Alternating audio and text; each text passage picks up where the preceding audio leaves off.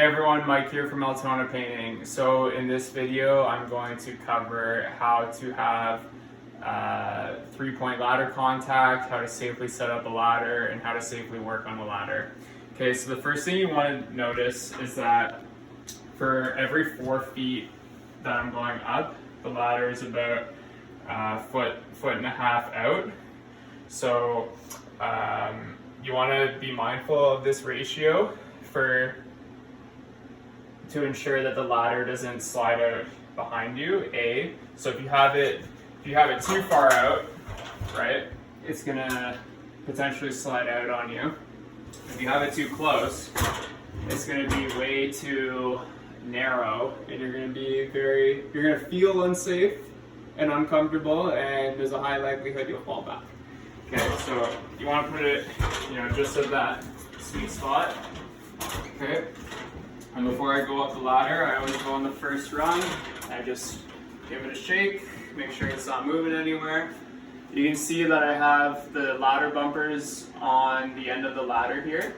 Okay, so whether you're working inside someone's house or whether you're working outside, you always want the ladder bumpers on the end because it provides a couple things. One, it prevents you from going through someone's drywall. I don't think you want to be fixing drywall patches at 15, 16 feet up in someone's front foyer. Secondly, provides you stability, right? So if I try and shake this thing, it's not going anywhere. It's the rubber is bonded to the drywall very nicely, or not bonded, but you know what I mean. And in terms of working outside, whether you're leaning it up against a building or whatever you're leaning it up against, the bumpers provide the stability, okay? So when you're on the ladder, I'm going to go up a bit here. So you always want to have three-point contact. So three-point contact is I got my 1 foot here, I got my other foot here, and then I got one hand holding on here, okay? So sometimes when you're working, you need both hands. So your third point of contact is my hip. So I think you can see my hip, I'm leaning into the ladder, okay? So if you ever need to use both hands while you're working on a ladder, which is likely to happen, then when you're working, you want to ensure that you're leaning forward. Okay, you never want to be leaning backwards with not three-point contact, because that's just a recipe for disaster. Okay, so we've covered, safe ladder placement, we've covered three-point contact. Another thing worth mentioning is you always want to put the ladder somewhere that you have the most reach, right? So if I had a brush and I was cutting this hallway, I could safely reach here and I could safely reach here, right? And whether you're working inside or outside, if you put the ladder somewhere that you can reach the maximum amount of what you want to paint, you're going to save yourself a lot of time going up and down the ladder. You're going to save yourself a lot of time with the ladder placement, because that's where your time is spent working on the ladder, right? It's you're a little slower on the ladder, and you're slower or you're less efficient because you have to keep going up and down and moving the ladder as opposed to just working on ground level. All right, so the next thing I'm going to show you is working with the bucket hook and the paint. So you can see here that I have a bucket hook that clips onto the handle. Okay, so there are other bucket hooks that just kind of like hook on.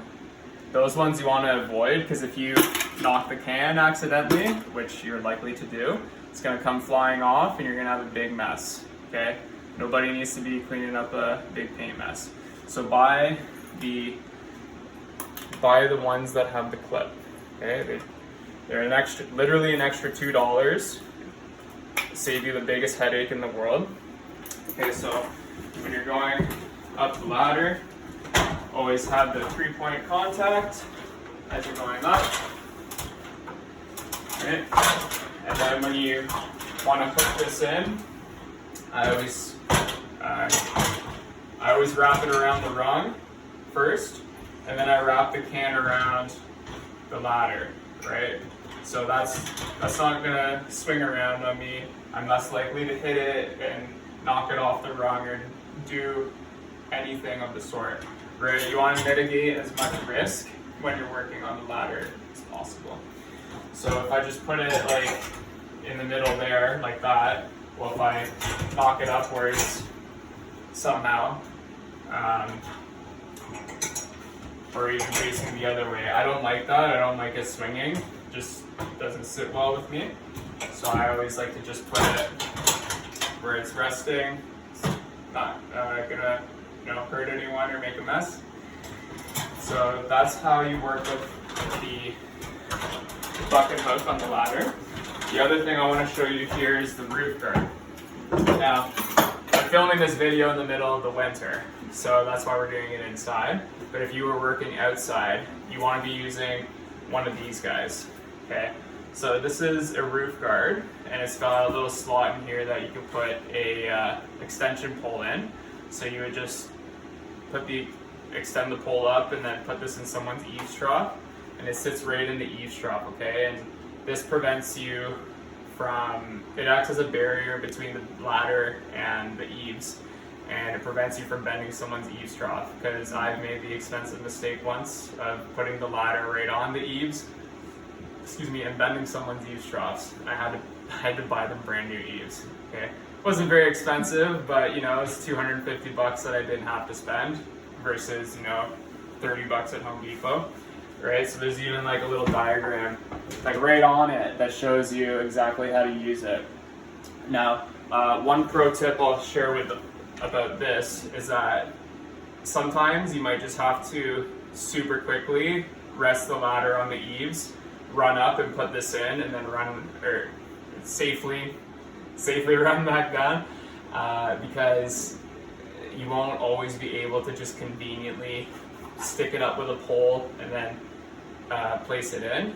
So sometimes you might just have to quickly put the ladder on the eaves safely, but relatively quickly, so you're not leaning against the eaves for too long.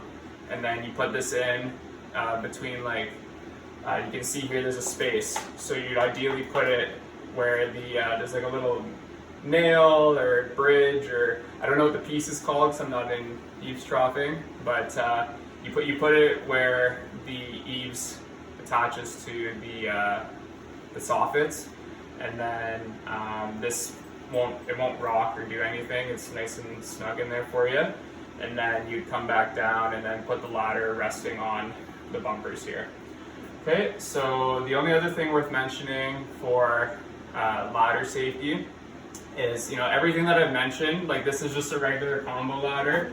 It's about 12 or 14 feet tall, but everything that I've mentioned is applicable to 20-foot ladder, 22, 24, 28, 32, 40. Anything beyond that is beyond our scope of work, but the principles are the same. And the other thing worth mentioning is here in Ontario, the working at heights law is that you need to be tied off anything above 10 feet. So 10 feet is your feet, your physical feet on your body. If your feet are 10 feet above the ground, legally you are supposed to be tied off. There's not always an opportunity to do so, as if you talk to most tradespeople, they'll tell you that sometimes it's more unsafe to make a point to tie off than not. But I mean, I'm not telling you what to do or not do. I'm just simply relaying the information of the law, and what you do with that is up to you, but it is very much worth knowing. And that is everything regarding ladder safety. Thanks for watching, everyone. I hope you learned something new and gained value from that. Feel free to check us out on social media at Altona Painting on Facebook and Instagram to see some of our most recently completed projects. Also, check out our website altonapainting.com to see our full portfolio and learn more about us. If you're in the Greater Toronto area and you're looking for a painter who values quality and professionalism, hit us up. Or if you know someone who is looking for a painter, pass our name along. Lastly, thank you so much for watching, and subscribe to the channel if you want to see more instructional painting videos.